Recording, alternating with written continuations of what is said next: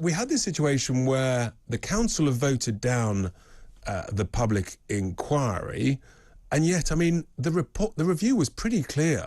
You know, I mean, the words that really struck me, Hugh, was the quality of the casework was very poor. There were multiple reports from Ousted and independent reviews between 2011 and 14 and 15 saying, you know, expressing real concerns. I mean, when did you first get a sense of the problems, and do you feel that officials were open and honest with councillors when you were a councillor when this was happening? I think these things happen later on, and you get to know different things about what has gone on. Now, in the early days, maybe, I'm only saying maybe at this point, that the officers didn't feed the right information, and there weren't the information about. Now, within the report, they mentioned, I think, just taking one section, it's 111, and it's mentioned about that the council members were all aware of what was going on. That's not true. The council members weren't aware, and council members are only as good as the information they get from the officers. Now, the first time I got to hear about it in detail was when we brought in the messenger scheme, that was to protect young people in line with the police. But quite clearly, across the whole sphere of it, that's with the police, the council, even the NHS and also CPS, none of them did the job fully. And none of them covered every aspect of what it were. When we got into the messenger, we got more information about it. And then we had the issue at Rochdale with Ahmed, with Shabir Ahmed. And then that brought it more to the fore than what it was before. But effectively, I don't believe that the members knew the full detail of it that was going on. And I'm fairly sure that my reaction to it at the time, other people's reaction, would have been very, very serious. And members' reaction, no way would they have had it if they'd have had that information. I mean, that in itself is pretty shocking, that the review, in a sense, is not mirroring your experience. I mean, were you asked to comment as a councillor by the review?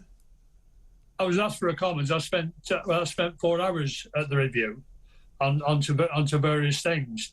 Now, just touching on where I said 111 on part of the report, they're obviously saying they'd had information put into that the members were involved, were informed. Now, I know for a fact that wasn't true. You know, the members weren't involved with this, and it was when the messenger scheme came out, more and more of it came out. And then with the Shabir Ahmed thing from Rochdale, it came in again, and more information came out on that. Because I'm fairly sure that the elected members would not in any way have condoned or even covered that up if they'd known. And if I could just, if I could just one a bit longer on that. What we've done is, see, I've also got a letter which was from Sophie's. I'm using Sophie because that was the name of the girl what was used in the report. One of the victims, that's right. Sophie was one of the victims.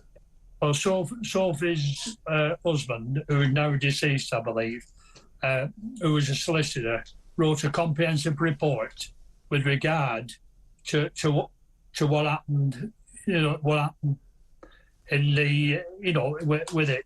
And I don't know whether you want me just to quote part of it, but clearly there was people within the council who were aware of it, but that wasn't the council, with the exception of one councillor.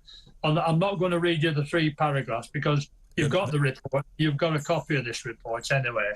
But I mean, there was stuff with Keith Faz where they'd been in touch with Keith Faz before he got defrocked, and he was responsible for a government committee. And they written to Keith Faz, where Keith Faz were treated with was quite contemptuous. Now, the paragraph I'm going to read is that the council were clearly aggressive towards Keith Faz's letter and my complaint. Both Jim McMahon, as leader of the council, and the chief exec at the time, were aware of the case. Not only did it not disclose it to the opposition party in the Oldham Council, they also refused to investigate the matter seriously or take any substantive action in response to the serious concern presented to me. I also spoke to a colleague of mine who was on the opposition benches and asked them whether they were informed in any way at all.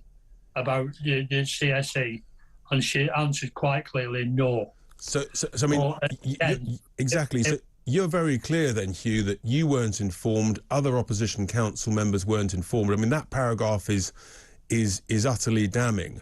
It then begs the question, doesn't it, as to whether or not actually, in a sense, are Labour councillors, were they, and indeed are they even now, in a sense, refusing to have even more, a greater, deeper public inquiry because of their concerns about how some of their voters might vote if there's more investigation into this? Well, I don't fear, and they shouldn't fear an investigation into this, because as individuals and as a councillors, I don't think they were fully made aware of what the implication of it was. And like I just read in that paragraph, Richard, the two people who did know from this correspondence which I've got was the leader of the council at the time and also the chief exec at the time. And they were the ones who knew. And this was passed on when Sean Fielding took over as leader of the council. Sean was obviously maybe had been briefed or told about it. So he instructed them to go for the review. And that was a brave thing to do. But do you think, and the review indicates, and we always hear these, after these reviews, they've learned the lessons. Before we finish, Hugh, I mean, these stories are just utterly horrific, and you sort of want to pray, never again. But in your view, actually, do you think the lessons have been learnt? And do you think that this is still going on in Oldham and therefore potentially in other towns? Can I just say, the leader of the council before May of this year was a woman called Arush Shah. And Arush Shah stood up at council and clearly said, I know that this is still going on.